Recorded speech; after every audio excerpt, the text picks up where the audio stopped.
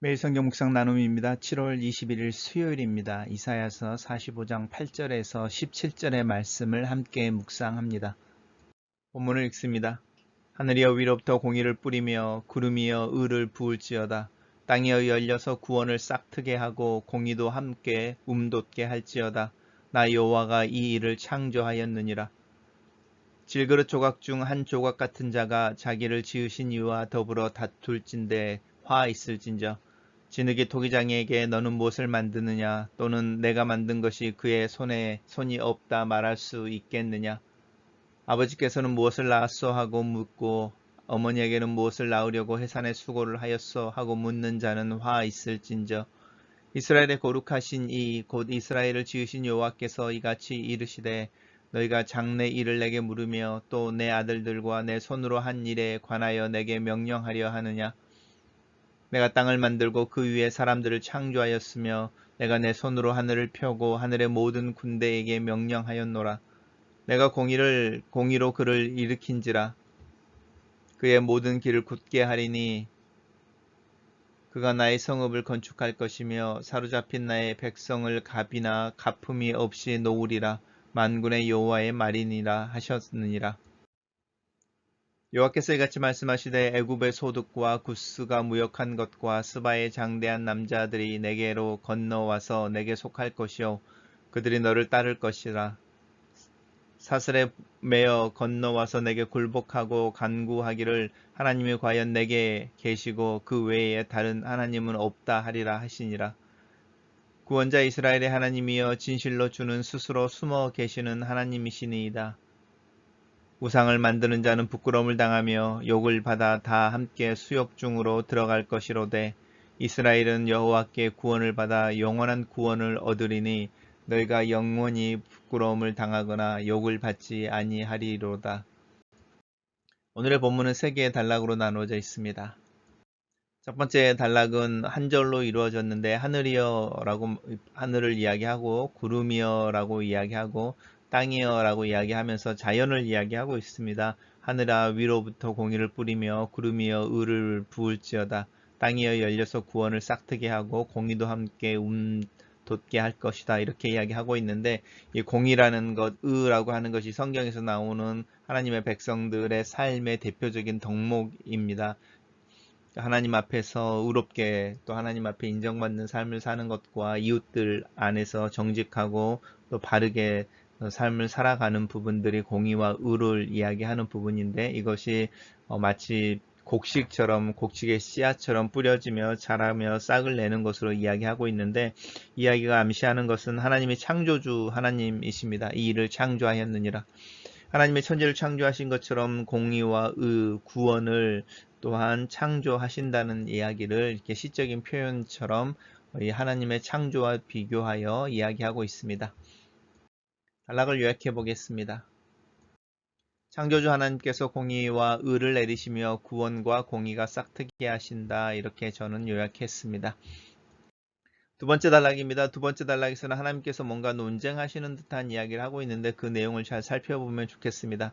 하나님께서 지금 지적하고 있는 것이 첫째는 이제 질그릇 조각인데요. 질그릇 조각 중에 한 조각 같은 자인 거죠. 그러니까 사람이죠. 사람인데 이제 이 질그릇 조각 중에 한 조각 같은 자가 자기를 지으신 이와 더불어 다툴진대 화 있을진저라고 이 화 있을진저라는 말 속에서 책망하시는 이야기인 거죠. 어떻게 그릇을 지은 자와 다툴 수 있겠느냐? 어떻게 피조되어진 자가 창조한 하나님을 대적하여 이야기하고 다툴 수 있겠느냐인데 그 내용이 무엇이냐면 진흙이 토기장이에게 너는 무엇을 만드느냐? 네가 만든 것은 그는 손이 없다 말할 수 있겠느냐 이렇게 이제 이야기하는 부분인데요. 진흙이 어떻게 토기장이하게 나는 이런 그릇이 되고 싶습니다. 이런 모양의 되고 싶습니다. 이렇게 해주십시오라고 말할 수 없는 것이고 또 왜 나를 만드실 때 이렇게 만들지 않으셨습니까? 내가 원하는 이런 모습으로 만들지 않으셨습니까? 라고 말할 수 없는 것이죠. 그게 이제 창조주와 이렇게 피조물의 질적인 차이 완전히 그 간격 엄청난 간격이 거기에 있죠. 그 다음에 이제 다시 이야기하는 게 아버지에게 무엇을 낳았어? 자신에 대한 이야기를 하는 거죠. 나를 왜 낳았어? 그 다음에 내가 무엇이 되게 하려고 또 무엇이 되기를 기대해서 나에게 해산의 수고를 감당했소라고 묻는 자는 화 있을진저. 똑같이 화 있을진저라는 이야기가 나오는 거죠. 자식이 왜 나를 태어나게 하셨습니까? 무엇을 기대함으로 나를 이 세상에 태어나게 하셨습니까? 라고 아버지와 어머니에게 따지고 자신의 출생에 대해서 어머니나 아버지를 비난하는 것 또한 이렇게 바람직하지 않은 것에 대한 이야기를 하고 있습니다. 이렇게 질그릇과 토기장이 또 부모와 자녀의 관계를 이야기하시면서 이제 그것을 하나님과 이스라엘 백성들의 관계로 연관시키면서 이야기하고 있는데 왜 하나님의 백성들이 하나님에게 우리가 원하는 이러이러한 방식으로 일하지 않으십니까? 왜 우리를 이런 상황이 두십니까? 라고 질문하는 그 질문들이 사실은 너희들이 이해할 수 없는 부분이지만 사실은 너희들에게 어쩌면 그런 질문을 할 자격이 없다. 이제 이렇게 말씀하시는 것 같습니다. 특별히 이제 하나님이 당신에 대해서 이야기하는 부분이죠. 너희가 내게 장래일을 물으며 내 아들들과 내 손으로 한 일들에 대해서 명령하려 하느냐. 내 아들들과 내 손으로 한 일, 이 아들들은 사실은 천사들이라고 이해할 수도 있고 또 하나님께서 특별히 선택한 몇 사람들이라고 이야기할 수 있는데 일반적으로는 천사들이라고 이제 이해합니다. 그리고 내 손으로 한 일은 이제 하나님의 사역이니까요. 미래에는 어떤 일들이 됩니까? 그리고 왜 그렇게 하나님은 일을 하십니까? 이렇게 하시면 더 좋을 텐데요. 라고 말하는 것이 그 질그릇이 토기장이에게 자녀가 부모에게 불평하는 것과 같다. 이제 이 이야기를 하고 있습니다. 그러면서 여기서 이제 13절부터 나오는 내용이 내가 공의로 그를 일으킨지라 이 그라고 하는 단수가 나오죠. 그의 모든 길을 곧게 하리라. 이 또 다시 그가 나옵니다. 그가 나의 성읍을 건축할 것이며 사로잡힌 내 백성을 갑이나 가품이 없이 놓아주리라 라고 말하는 이 그가 누구이냐라는 거죠. 사실은 고레스 왕을 이야기합니다. 고레스 왕을 통해서 하나님께서 고레스 왕을 기름 부어서 메시아와 같은 역할들을 하여 포로로 끌려가 있는 이스라엘 백성들, 하나님의 백성들을 돌아가고 예루살렘을 재건하게 하는 어떤 새로운 일들을 하게 하신다라는 말을 들었을 때에 이스라엘 백성들이 하게 되는 질문이 있죠. 왜 하나님 특별히 이방인입니까? 이방인의 왕을 통해서 하나님의 백성들을 회복하십니까? 이렇게 다윗의 왕에 대한 약속을 하셨으니까 다윗과 같은 자를 일으키셔서 우리가 우리 힘으로 사실은 부국해지고 강병해지면 더 아름다운 모습으로 하나님을 영광스럽게 할 수 있을 텐데 사실 하나님을 모르는 이방인 또 유대인들을 존경하거나 유대인들을 인정하지 않는 이방인을 들어서 이 유대인들 하나님의 백성을 회복하려고 하시는 것이 가당치 않습니다라고 말하는 이제 사람들이 있었는데 그런 사람들 향하여 하나님께서 이야기하시는 부분입니다. 내가 하는 일이고 내가 하는 일들에 대해서 너희들이 이해할 수 없을지라도 토를 다는 것은 아니다 이렇게 말씀하십니다. 단락을 요약해 보겠습니다. 누가 하나님께 조언하며 명령할 수 있을까? 창조주 하나님께서는 자신의 뜻대로 행하신다. 이렇게 요약했습니다. 마지막 단락에서는 이제 하나님께서 이와 같이 말씀하시되라고 하면서 그라고 말하는 이제 고레스에 대한 이야기였는데 그것의 연장선상입니다. 애굽의 소득, 그 다음에 구스가 무역한 것, 스바의 장대한 남자들 이렇게 이야기하는데 스바의 여왕 이야기가 나오는 이 나라입니다. 구스는 일반적으로 이디오피아로 알려져 있고 이 스바라고 하는 곳도 사실은 지금의 예멘인데 페르시아만에서 이제 이디오피아에서 바다를 건너면 바로 거기가 예멘이거든요.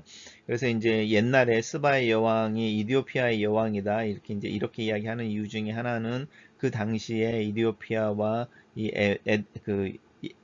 지금의 예만이죠. 예만 지역이 특별히 구별이 되지 않은 그냥 하나의 제국으로 있었을 때라고 이제 추측하는 것이죠. 그렇지만 정확하게 이야기하면 구스는 이디오피아 그러니까 북아프리카의 지역이고 스바는 이 아라비아 반도의 남쪽에 있는 땅, 그 왕국을 의미하는데 어쨌든 애굽의 소득 그리고 구스가 무역한 것, 스바의 장대한 남자들이 내게로 건너와서 내게 속할 것이다 라고 말한 이 내게라고 하는 너라는 게 우리 연장선상에서 계속 이야기하는 고레스를 이야기하는 거죠. 그리고 그들이 너를 따를 것이다. 사슬에 매여 너에게 건너와서 굴복하고 간구하기를 하나님이 과연 너에 계시고 그 외에 다른 신은 없다 하리라 하시니라 이 한 부분이 사실은 고레스에 대한 이야기입니다. 고레스를 세워서 하나님의 이스라엘 백성들 돌아가게 할 뿐만 아니라 하나님께서 고레스를 세워서 새로운 일을 행하고 계신다는 것을 세상 사람들이 알게 하실 것이다. 그 이야기가 다시 한번 반복되고 있습니다. 그러면서 이제 그것에 대해서 사실은 그것이 이스라엘 백성들에게는 굉장히 이해할 수 없는 일이고 아이러니한 일인 거죠. 그것을 이제 선지자의 목소리로 이사야의 목소리로 구원자 이스라엘 하나님이여 진실로 주는 스스로 숨어 계시는 하나님이십니다. 스스로 숨어 계신다는 것은 미스테리하다는 것이죠. 그래서 이제 우리가 하나님의 신비롭고 또 잘 전적으로 사실은 100% 이해할 수 없는 분, 이 표현을 이렇게 문학적인 표현으로 하나님은 진실로 숨어 계시는 하나님이셔서 우리가 하나님에 대해서 정말로 알 수 없고 또 하나님의 마음과 생각에 대해서 정말로 잘 알 수 없습니다. 이제 이것에 대한 이야기를 하고 있습니다. 그럼에도 불구하고 우상 만드는 자는 부끄러움을 당하며 욕을 받아 다 수욕 중에 들어갈 것이로되 이스라엘은 여호와께 구원을 받아 영원한 구원을 얻으리니 너희가 영영이 부끄러움을 당하거나 욕을 받지 아니하리로다 라는 말을 하면서 그렇게 이해할 수 없는 하나님이지만 그 하나님께서 우리 민족을 또 하나님의 백성을 위해서 일하고 있는 것 또 그것에 대해서는 의심하지 않습니다. 그리고 그 하나님의 일하심이 우리를 살게 할 것입니다 라는 신앙의 고백을 하고 있습니다. 단락을 요약해 보겠습니다. 하나님은 자신의 뜻대로 자신의 종을 세우며 구원을 그의 백성들에게 베푸신다. 이렇게 요약했습니다. 첫 번째 묵상 포인트입니다. 하늘에서 내리는 비처럼 공의와 의가 내리는 것을 꿈꿔본다. 하나님께서 온 세상에 공의를 세우시고 구원을 베푸실 때를 기다린다. 구원은 내 죄의 용서와 예수 그리스도의 대속의 죽음을 넘어서 하나님께서 친히 자기의 창조 세계를 구원하시고 새롭게 하시는 것까지를 포함한다. 신앙생활을 할수록 내 관심이 내 일과 또 내 상황에만 맞춰지는 오류를 경험하게 된다. 하나님을 바라볼 때에 하나님께서 나를 넘어서 온 피조 세계를 위해 일하시는 것을 상기하게 된다. 이 크고 우주적인 그림을 믿음으로 나도 또한 그릴 수 있으면 좋겠다. 또 이렇게 너무 거대한 이야기를 내 개인의 삶, 작은 삶의 정황으로 주민하여 살아낼 수 있는 믿음의 역동성을 갖기를 위해 기도한다. 생각은 지구적으로 행동은 지역적으로라는 생태 환경 운동의 구호처럼 내 믿음도 하나님의 우주적인 구원의 거대한 은혜와 능력을 오늘 여기 내 삶 속에서 경험하고 살아낼 수 있으면 좋겠다. 하나님은 이 세상에서 자기 백성을 구출해 내시는 것에 관심이 있으신 것을 넘어서 이 세상 그 자체를 구출하기 위해 일하신다는 것을 기억하자. 두 번째 묵상 포인트입니다.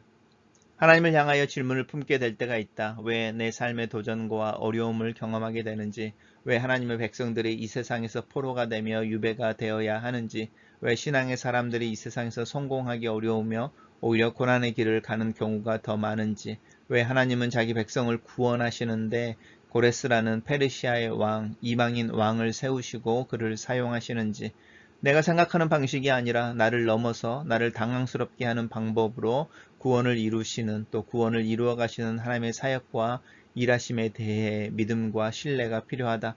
내 생각과 내 계획과 다른 오히려 당황스러운 방법으로 일하시는 하나님을 나는 여전히 신뢰하고 사랑하는 결단이 필요하다. 분명한 것은 하나님께서는 자기 백성을 택하시고 그들을 통해 이 세상을 구원하신다는 점이다. 우상을 섬기던 이들이 그 우상을 버리고 하나님 앞에 나아오며 하나님의 백성들과 함께 하나님을 섬기게 되는 날을 꿈꾸어 본다. 그리고 이 완성의 날이 내 생각이 아니라 하나님의 생각과 하나님의 계획에 의해 이루어질 것을 믿음으로 고백한다. 그 사이에서 오는 긴장은 나로 하여금 하나님의 지혜를 구하게 하며 하나님 앞에서 내 무지와 무능력을 고백하게 한다. 마지막 묵상 포인트입니다. 내 생각 밖에 계시며 일하시는 하나님은 때때로 숨어 계시는 하나님으로 나타난다. 내가 이해할 수 없는 미스테리의 영역에서 일하신다. 하지만 분명한 것은 하나님은 사랑이시다라는 점이다. 나를 택하시고 자기 것으로 삼으셨다는 점이다. 나는 이 고백이면 충분하지 않을까 싶다. 하나님께서 일하시며 사랑의 그 일하심의 중심에서 발견되는 하나님의 동기라면 충분하지 않을까. 보이지 않게 이 세상의 지혜와 능력을 조롱하시듯이 일하시는 하나님은 빛과 어둠을 동시에 창조하시는 분이시지만 그분은 모든 역사의 배후에서 선하신 계획과 사랑을 가지고 일하시는 것을 믿는다. 역사와 상황이 바람에 출렁거리는 파도 같지만 그 파도를 만들어내는 바람이 사랑이라면 나는 기꺼이 그 파도를 타기 위해 파도를 향해 헤엄쳐 갈 수 있는 용기를 갖기를 위해 기도한다. 하나님께서 사랑으로 만들어내시는 거대한 파도를 기꺼이 즐기며 그 파도를 탈 수 있는 믿음을 위해 기도한다. 바람을 느끼며 하나님의 선하심과 사랑을 느끼며 오늘 하루 활력 있고 역동성 있는 삶을 위해 기도한다. 글로 쓰는 기도입니다. 하나님은 진실로 숨어 계시는 분이십니다. 하나님께서 나에게 하나님에 대해 알려주신 만큼만 나는 하나님을 알 수 있음을 고백합니다. 하나님을 아버지라 부르며 하나님의 사랑과 택하심을 의지하여 사는 나는 오늘 하루 하나님을 더 알고 더 믿기를 원합니다. 하나님을 향한 여러 가지 불평과 질문을 갖게 될 때에 그 생각을 하나님 아버지께 정직하게 드러낼 수 있는 믿음의 용기를 위해 기도합니다. 대답되지 않는 문제와 하나님의 침묵을 믿음으로 수용하며 하나님을 기다릴 수 있는 잔잔한 인내의 믿음을 위해서 기도합니다. 이해할 수 없는 내 생각을 뛰어넘어 일하시는 하나님을 신뢰하고 찬양합니다. 하나님의 신실하심과 사랑을 붙잡고 의지합니다. 하나님께서 나에게 하나님에 대해 더 알려주시고 하나님을 더 경험하게 해주시는 그 은혜가 내 삶의 현실을 바꾸며 또 나로 하여금 하나님의 나라가 완성되는 것을 소망하고 희망하는 것을 붙들 수 있기를 또 그렇게 살기를 멈추지 않도록 나를 도와 주시옵소서. 예수님 이름으로 기도합니다. 아멘.